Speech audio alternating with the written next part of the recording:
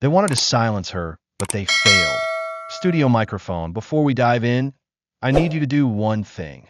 Click subscribe right now to join the Untold Struggles family.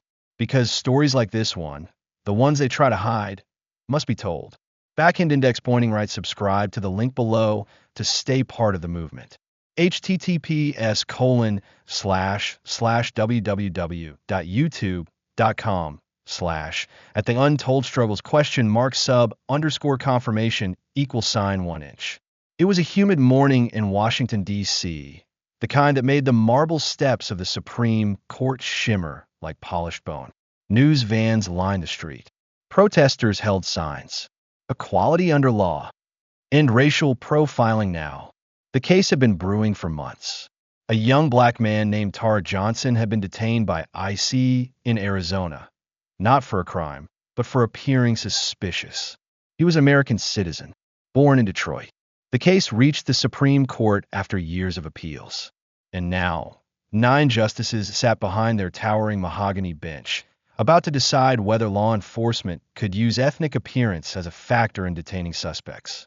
Inside the courtroom, the air was so thick you could feel it press against your ribs. Reporters whispered. Activists sat in silence. And at the center of it all, attorney Michelle Carter, the only black woman in the chamber, sat at her table, hands trembling slightly over her notes.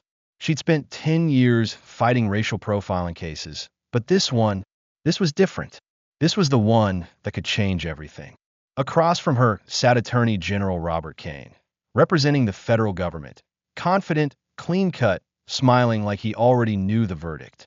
Chief Justice Howard Whitman, an aging conservative, cleared his throat.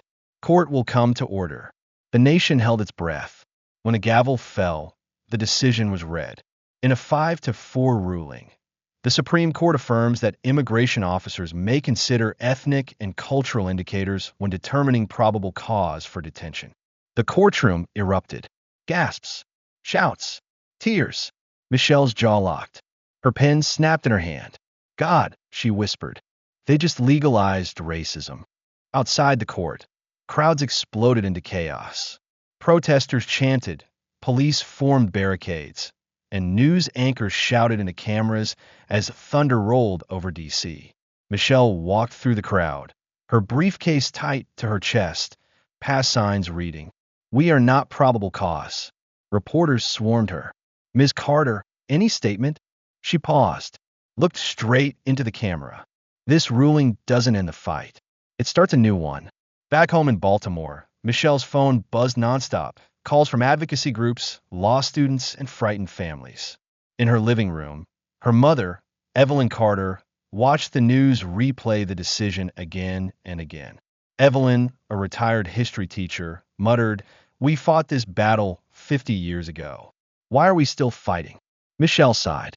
"Because they rewrote the rules." That night, she sat alone at her desk, surrounded by case files, photos of victims, and her late father's military medals. She whispered to herself, if they can profile one, they can profile us all. And that's when she decided. She wouldn't stop. Not until this law was overturned. If you believe in justice, in truth, in fighting for those who can't fight for themselves. Backend index pointing right. Click subscribe right now to the Untold Struggles. Because what happens next will leave you speechless. Weeks later, Michelle was in Arizona, meeting families whose lives had been torn apart by ICE's new powers. She met Angela Ruiz, a teacher's aide, detained on her way to work. Marcus Taylor, a black veteran, pulled over for driving suspiciously. All released after mistaken identity. But the damage was done. Jobs lost. Families traumatized. Children terrified to go to school. Michelle documented everything. She began building what she called the Shadow Docket, a secret archive of every unlawful profiling case tied to the new ruling. Her mentor, Judge Elena Rivera, a senior federal judge known for her fierce independence, called her one night. "Michelle, you're walking a dangerous line. They don't like people who expose the system from within." Michelle smiled faintly. Then maybe it's time someone scared them for a change. It didn't take long for the government to notice. Michelle's firm was raided by federal auditors. Her funding mysteriously dried up. And one night, While driving home through a rainstorm, she noticed headlights in her rearview mirror, following her for 20 minutes straight. Her phone pinged, a text from an unknown number. Stop digging, or next time, it won't be paperwork they audit. She parked on a dark street, breathing hard. The rain beat against her windshield like war drums.